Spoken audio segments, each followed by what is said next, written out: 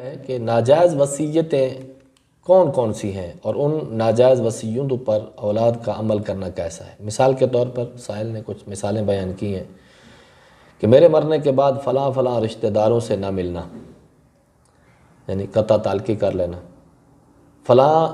شخص میرے جنازہ نہ پڑھے، فلاں میرے جنازے کو کندھا نہ دے، بے شک میری بیٹیوں کو حصہ نہ دینا کیونکہ میں نے ان کو جہیز دے دیا ہے، میرے مرنے کے بعد میرے جسم کے فلاں فلاں حصے اعضاء ثواب کی نیت سے فلاں کو دے دینا،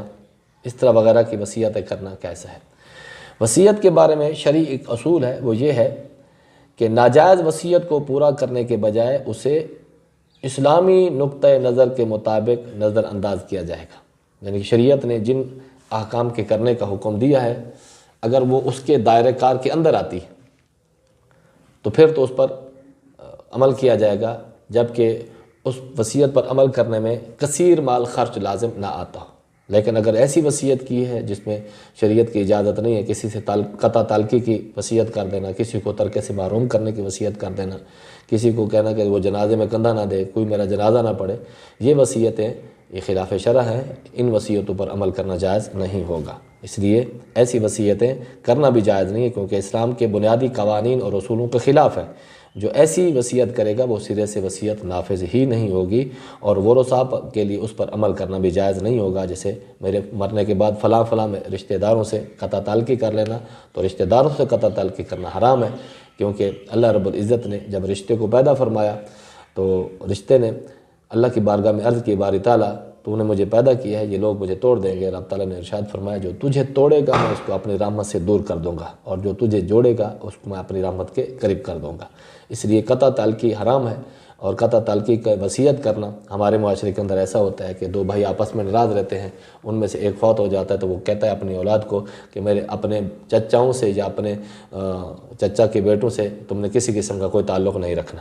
کیونکہ اس نے ہماری زندگی میں ہمارے ساتھ یہ کیا ہے۔ تو یہ قطع تعلقی کا مشورہ ہے، یہ وصیت ہے، تو اس وصیت پر عمل کرنا جائز نہیں ہوگا۔ فلاں شخص میرے جنازے کو کندھا نہ دے، تو یہ بھی کیونکہ نیکی کا کام ہے کندھے دینا، کیونکہ نبی علیہ الصلوۃ والسلام نے ارشاد فرمایا کہ جو مسلمان اپنے مسلمان بھائی کے جنازے کو کندھا دیتا ہے اور وہ 40 قدم چلتا ہے، 10 قدم دائیں کندھے پر اٹھا کر سرہانے کی طرف، 10 قدم پینتی کی طرف، اور پھر 10 قدم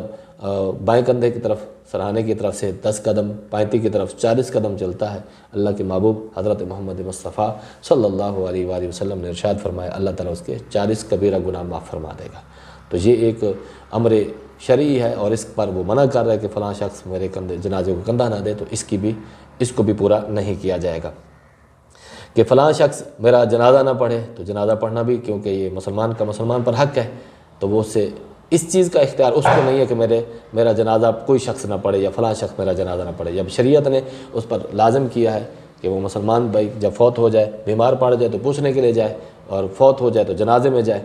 اس کا جنازہ پڑھے، شریعت نے اجازت دی ہے، تو اب اگر اس کی وصیت پر عمل کرتے ہیں تو شریعت کے حکم کی خلاف ورزی لازم آتی ہے، اس لیے اس وصیت کو بھی پورا نہیں کیا جائے گا۔ آگے سوال کیا ہے کہ میری بیٹی کو یا فلاں فلاں بیٹی کو کچھ حصہ نہ دینا میرے مرنے کے بعد کیونکہ میں نے ان کو جہیز دے دیا ہے، تو جہیز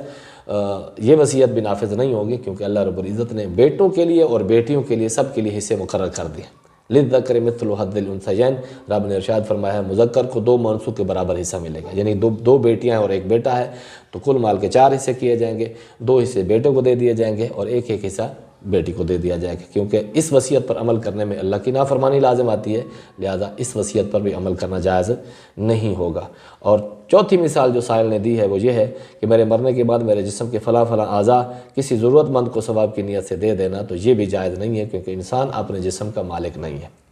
جب انسان اپنے جسم کا مالک نہیں ہے تو اس کے اندر اس کو تصرف کرنے کا اختیار بھی نہیں ہے کہ وہ اپنی مرضی سے اس میں تصرف کر لے، تو یہ اس کی اجازت بھی نہیں ہے۔ تو لہٰذا ایسی وصیتیں، اس کے علاوہ اور بھی وصیتیں ہوتی ہیں، مجھے فلاں قبرستان میں دفن کر دینا، تو فلاں قبرستان میں دفن کرنے سے اس کو میلوں میل سفر کرنا پڑے گا،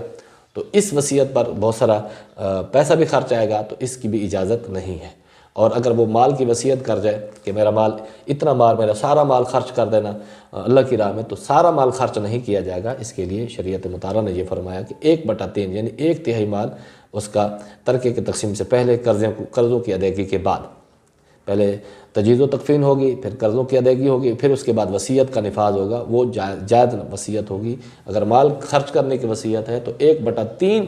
یعنی 1/3 مال خرچ کیا جائے گا، اس پر عمل کرنا واجب ہوگا فقراء کو، مساکین کو، جن کو کہا تھا۔ لیکن ورثاء کے لیے وصیت کی تھی کہ میرے بیٹے کو دے دینا، بیٹی کو دے دینا، تو اس کی وصیت بھی نافذ نہیں ہوگی، کیونکہ نبی علیہ الصلوۃ والسلام نے ارشاد فرمایا لا وصیۃ لوارث، وارث کے لیے وصیت جائز نہیں ہے۔ ان کے لیے اللہ تعالیٰ نے فرمایا فریضۃ من اللہ، سب کے لیے حصے مقرر کر دیے گئے ہیں، جن کو جو حصہ مقرر کر دیا گیا ان کو اسی کا حصہ ملے گا۔ اس لیے یہ وصیت کرنا کہ میرا جو ہے وہ تدفین کے بعد فلاں فلاں کام کرنا، اگر وہ خلاف شرع کام ہے تو اس سے بھی اس وصیت کو بھی پورا نہیں کیا جائے گا۔ تو یعنی کہ الغرض اصولی بات یہ ہے کہ ہر وہ وصیت